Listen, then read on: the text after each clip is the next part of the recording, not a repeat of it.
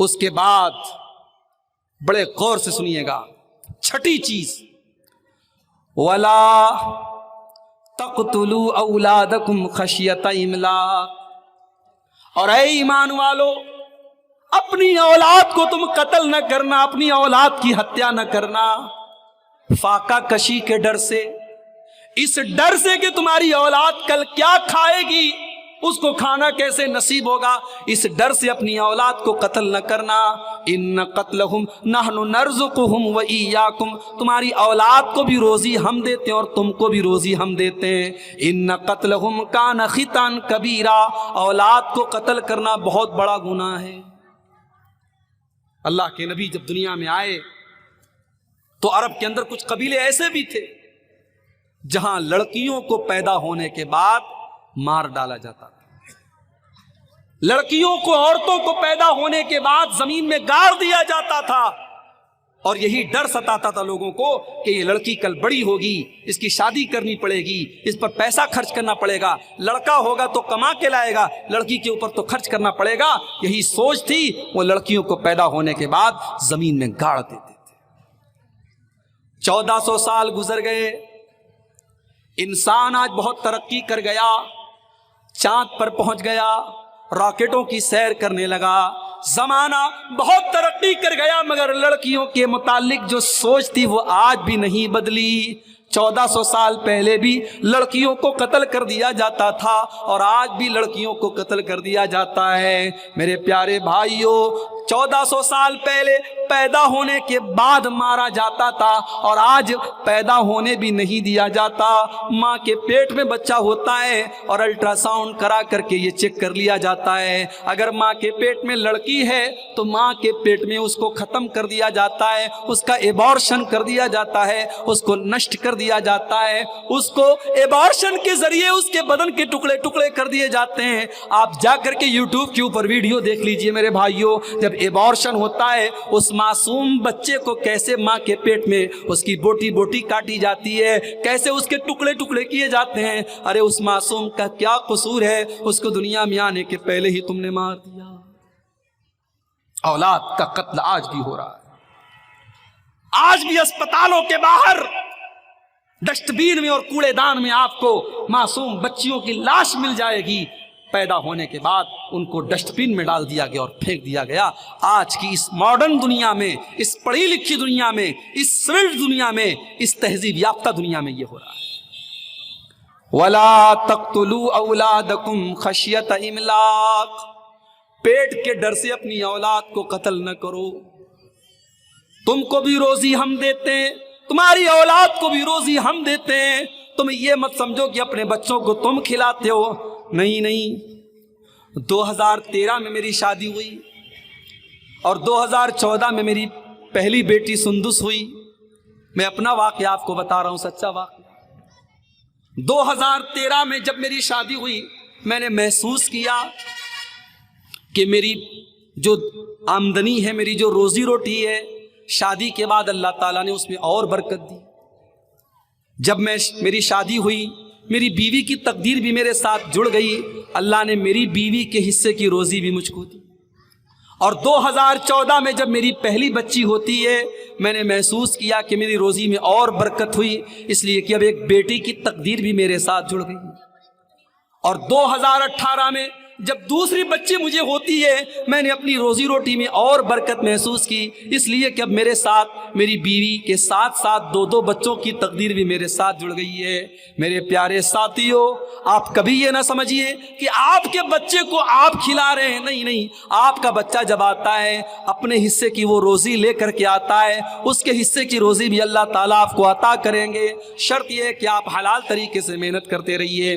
اللہ نے فرمایا نحن نرزقہم وإیاکم، تمہاری اولاد کو بھی ہم روزی دیتے ہیں اور تم کو بھی ہم روزی دیتے ہیں، اس لیے اپنی اولاد کو قتل نہ کرنا۔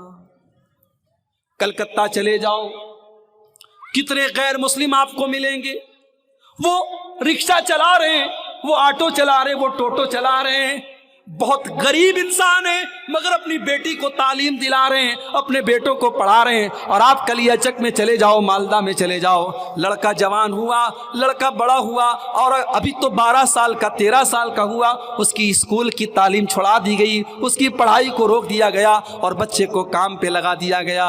میرے پیارے ساتھیوں, اپنے بچوں کو تعلیم سے روکنا, اپنے پیٹ کے لیے, اپنی روزی روٹی کے لیے اپنے بچوں کو تعلیم سے محروم کرنا, یہ بھی ان کو قتل کرنے کے برابر ہے, یہ بھی ان کی ہتیا کرنے کے برابر ہے. اگر آپ کا بچہ پڑھنے کا شوق رکھتا ہے, اگر پڑھنے میں ذہین ہے, ٹیلنٹڈ ہے, آپ اپنے کاروبار اور اپنی آمدنی کو قربان کر دو, اپنے بچے کو اعلیٰ تعلیم دلاؤ.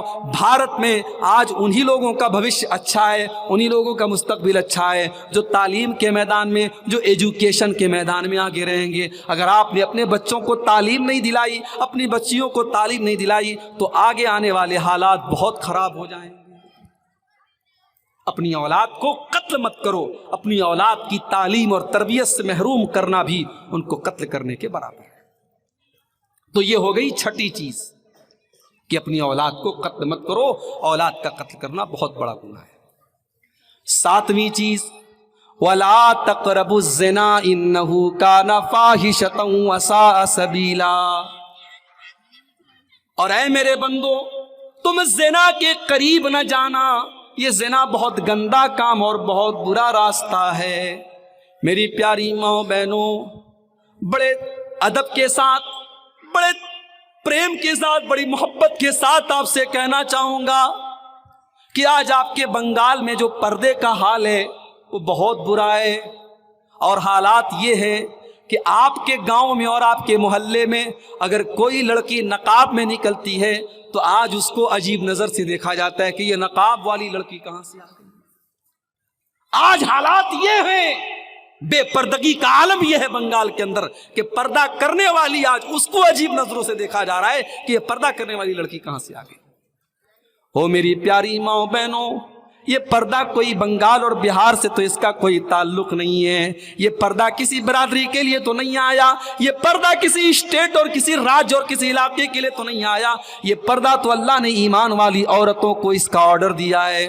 قرآن کا 21واں پارہ اٹھاؤ, اللہ فرماتا ہے یا ایھا النبی قل لازواجک وبناتک ونساء المؤمنین یدنین علیہن من جلابیبہن.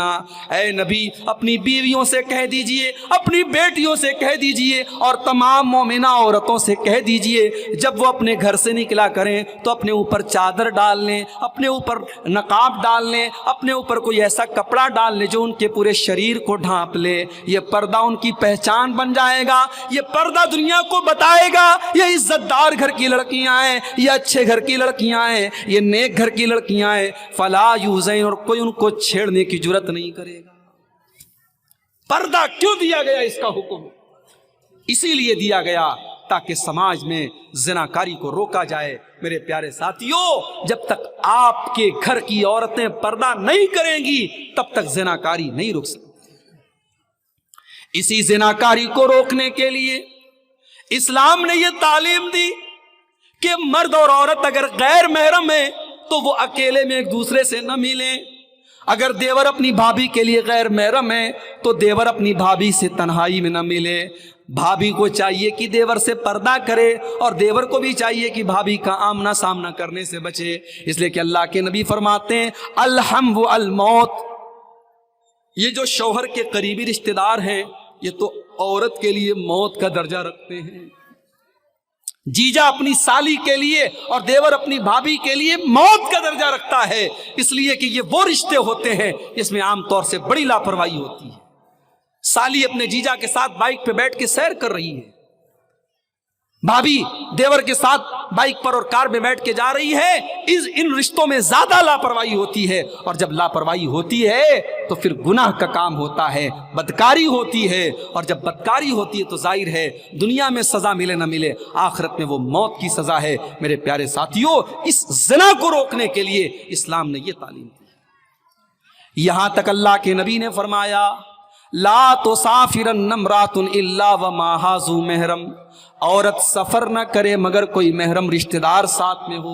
بغیر محرم کے عورت سفر نہ کرے، یہاں تک فرمایا کہ حج اور عمرہ کا سفر بھی بغیر محرم کے عورت نہ کرے۔ یہ ساری تعلیمات کیوں بتائی گئیں؟ تاکہ زنا کا سماج سے وجود ختم ہو جائے۔ مگر آج زنا ہو رہا ہے، اور اس قدر ہو رہا ہے، شادی کرنے کے لیے 1,00,000 2 لاکھ کی ضرورت ہے، اور زنا کرنے کے لیے 1,500 روپے کافی۔ کوئی بستی ایسی نہیں، کوئی شہر ایسا نہیں، کوئی گاؤں ایسا نہیں جہاں آج مسلمان لڑکی اور لڑکیاں اس غلط کام میں ملوث نہ ہو۔ میرے پیارے ساتھی، میرے پیارے بھائیو، اگر زنا کو روکنا ہے، آپ نکاح کو آسان کیجئے، لڑکے لڑکیوں کی صحیح ٹائم پر شادی کر دیجئے، اور رسم و رواج سے اپنے آپ کو دور کیجئے۔ دیندار گھر کا رشتہ مل جائے تو جلدی سے نکاح کر دیجئے۔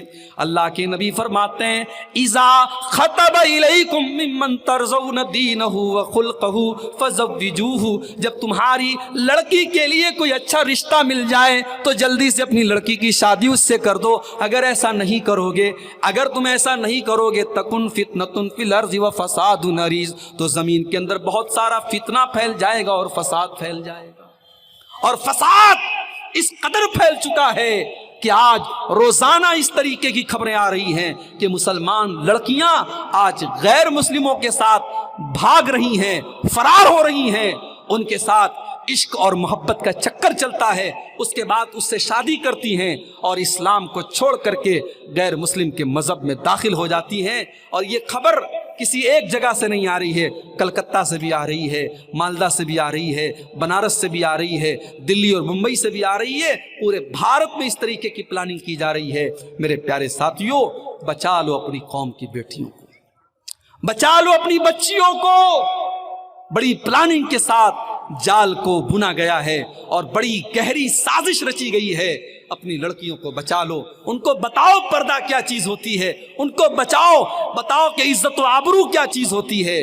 اور ہم نے اور آپ نے تو بڑا غضب یہ کیا ہے کہ آج مسجد میں جمعہ کی نماز ہوتی ہے، عورتوں کے لیے مسجد میں انتظام نہیں ہوتا۔ آپ کیا ہے کہ نہیں انتظام؟ اگر ہے تو بہت اچھی بات ہے، اگر نہیں ہے تو میرے بھائیوں آپ انتظام کروائیے، آپ انتظام کروائیے۔ بھی مسجد کے لیے آپ چندہ کر رہے ہیں، مسجد میں آپ جس طریقے سے مردوں کے لیے انتظام کرتے ہیں، عورتوں کے لیے بھی انتظام کیجیے۔ رمضان کا مہینہ آ رہا ہے، تراویح کی نماز کے لیے آپ عورتوں کا پردے کے ساتھ انتظام کیجیے۔ عید کی نماز میں تو بالکل ضروری ہے آپ عورتوں کا انتظام کیجیے۔ آج افسوس کی بات ہے، بنگال اور جھارکھنڈ کے بہت سارے علاقوں میں اہل حدیث مسجدوں میں عورتوں کے لیے انتظام نہیں۔ ہماری عورتوں کو دین کی بات کون بتائے گا؟ جلسے تو سال میں ایک بار ہوتے ہیں، اور جلسوں میں آدھی باتیں لوگ سنتے ہیں، آدھی بات ہوا میں اڑا دیتے ہیں۔ جمعہ کا آدھا گھنٹے کا خطبہ ہوتا ہے، امام صاحب بڑی تیاری اور محنت کر کے دین کی باتیں بتاتے ہیں۔ وہ باتیں ہم اور آپ جس طریقے سے سنتے ہیں، ہمارے گھر کی یہ بہو بیٹیاں، ہماری مائیں بہنیں، ان کا بھی سننا بہت ضروری ہے میرے بھائیوں۔